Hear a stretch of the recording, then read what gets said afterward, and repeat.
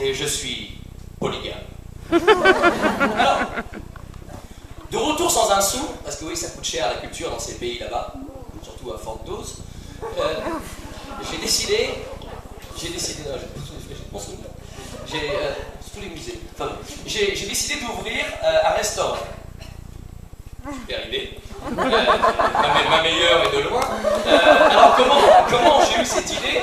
C'est un copain philosophe de Maubeuge, parce qu'à Maubeuge ils sont philosophes, pas grand chose d'autre à faire.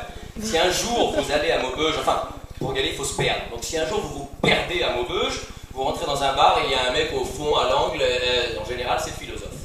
Donc c'était mon copain, et un soir on parlait et il me dit: Charlot, la quenelle, pour se la faire becter, il faut la cuisiner. C'est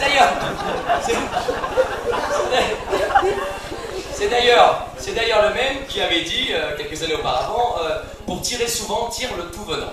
Et force est de constater que j'ai... bon, n'en parlons plus.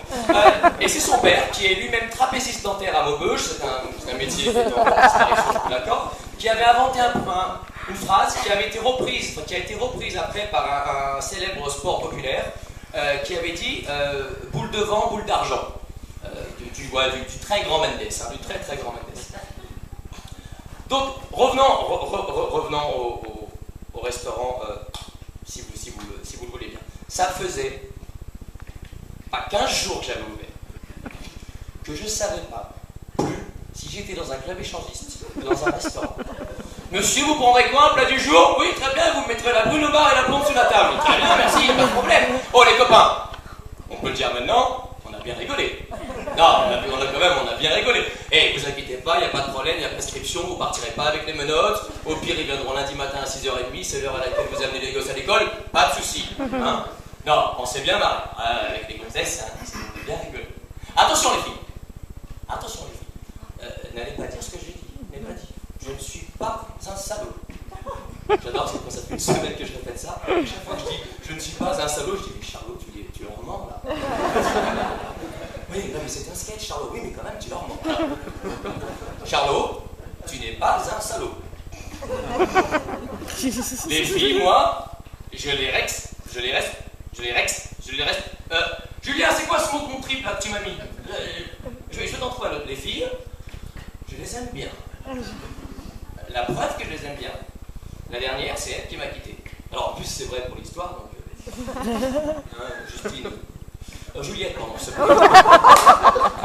Désolé, chérie.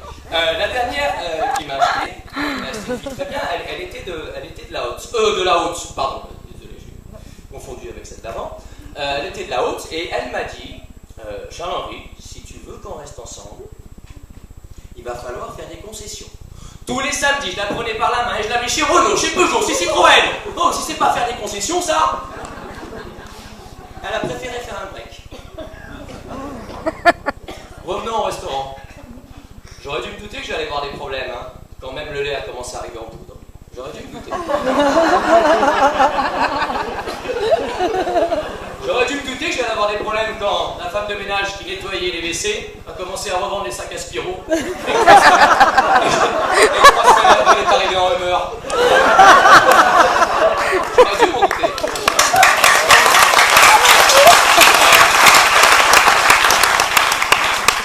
Merci Laurent.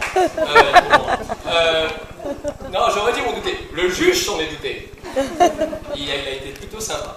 Il m'a dit, monsieur Guichard, c'est soit 2 mois place des grands hommes à la Talot. Vu la taille des chambres là-bas, vu la taille de ma maison, non. Soit 2 mois avec un bracelet de fabrication israélienne.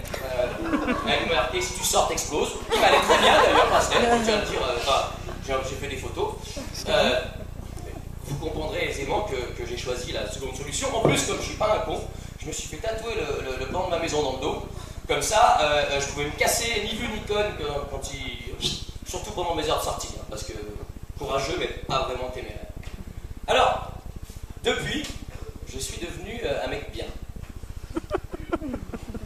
Là, je suis dans la merde, parce que vraiment, non, ça se passe pas comme prévu, là. Donc, depuis, je suis devenu un mec bien. Alors, je vais vous le prouver, j'ai une phrase quand même, parce que je dis pas ça comme ça. Je suis devenu devenu un mec bien. Oui, pourquoi? Je suis dans l'immobilier. Je t'avais dit, Jo, qu'elle ne peut-être pas rien savoir. Bon. Attention, je ne suis pas dans n'importe quel immobilier, je suis dans le lotissement. Le lotissement, genre un peu Desperate Housewives, vous voyez?